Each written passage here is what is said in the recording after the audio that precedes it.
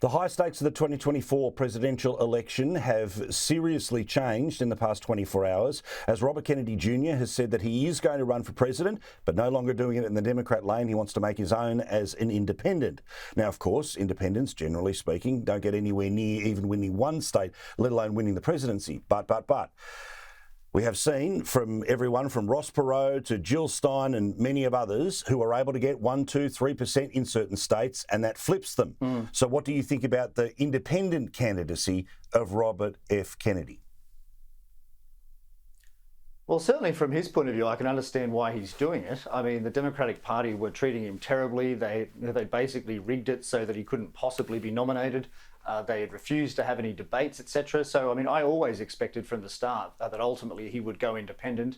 I mean, his ideology is interesting. It's a mix of left and right, as he said himself at the announcement this week in Philadelphia. Most polls put him at between 10 and 20% of the national vote if he is an independent. That's kind of based on that question. And that's a lot. I mean, Ross Perot got 19%, I think, back in 1992. I think Jill Stein got 4 or 5%, and I think in both cases they throw a massive spanner in the works for the two major party candidates, and I think this will probably be the same again.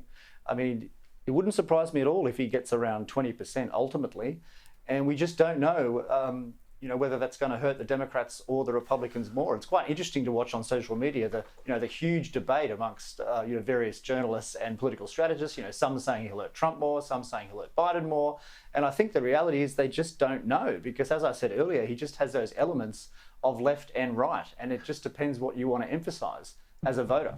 Well, a couple of things too about the strength of his candidacy right now is that you need 15% of the national vote to be able to qualify for a presidential debate. Now, whether there will be presidential debates, of course, we both know that Biden won't be doing them on the Dem side. Trump looks like he's not going to touch them on the Republican side. And because of the cluster of one of the debates last time, there's a chance they may not even look each other in the eye. But if they do, then if RFK is over 15%, he gets himself on the stage. And it doesn't matter how many polls that we've seen. One thing that has been relentless is that Americans call for another option other than Trump or Biden.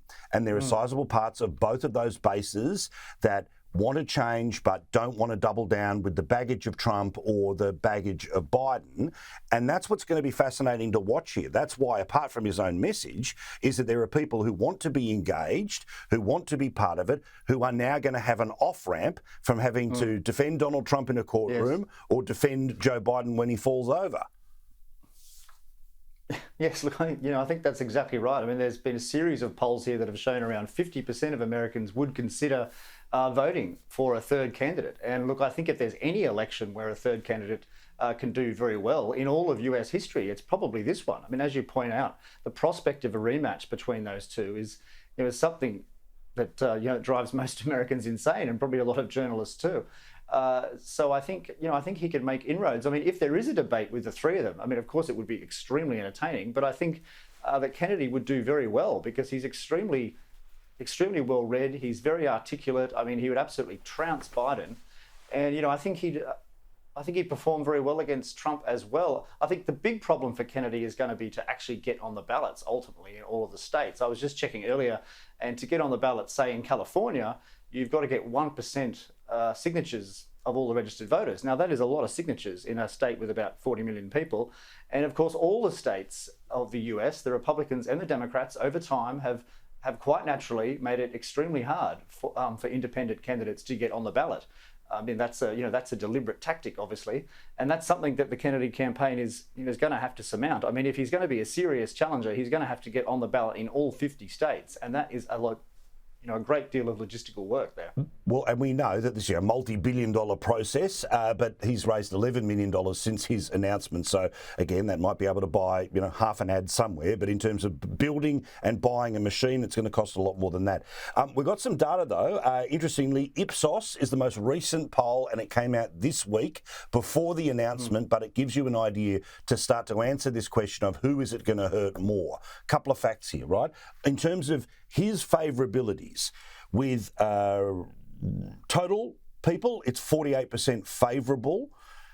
With Democrats, it's 40% favourable. With Republicans, it's 59% favourable. But most importantly, with independents, it's 47% favourable. In fact, when people were asked overall about who they would vote for between those three options, or not vote, or I don't know, Trump 33, Biden 31, Kennedy 14, 9 say they won't vote, and 13 people say don't know or refuse to answer. Particularly important, though, the leading candidate amongst independents is Robert Kennedy Jr. Now, that is incredible that at 24% to Biden's 23 to independents 13% on Donald Trump, that gives you the idea here that while people want to talk constantly about, well, will Republicans flock to RFK or will Biden flock, if independents in a sizable number, like a quarter of them, go to RFK, well, then that robs both Trump and Biden in all the different states and all the different little things where places like Pennsylvania that might be assumed to go to someone like Biden could now well end up being Trump just. Conversely, in places like Arizona where things were starting to move back towards Trump, if independents go like that, well, then Biden gets up just. That's what's fascinating to look at the deep data, particularly independents, because independents decide every American election. Yes. Yeah, no, look, that's true. And at his launch this just a few days ago in Philadelphia, where I was, I mean, I spoke to a lot of people there. I think there were maybe 3,000 roughly. It was quite a good turnout, beautiful day. And everyone I spoke to obviously had either voted for Trump or Biden. It was a real mix. It was very hard for me to say whether it was more Democrats or more Republicans there. So I think it's going to be very, very hard to pick. I think ultimately it's all going to boil down to funding, and he did raise $12 million apparently just in the few hours after that speech, which is quite impressive. But there's a rumor that Elon Musk is going to fund him, and if that happens, we could be talking tens of millions of dollars, and that could massively change the race. So, I mean, as you know, media largely really dislikes him, and so that's going to be a big challenge for RFK, but if he's got, say, $50-60 million behind him, then he may be able to push through. Tucker, Rogan, Musk, and all of the other podcasters, that is a force in and of itself. Thank you, mate. Appreciate it. We'll talk soon. That's right. Thanks, Paul.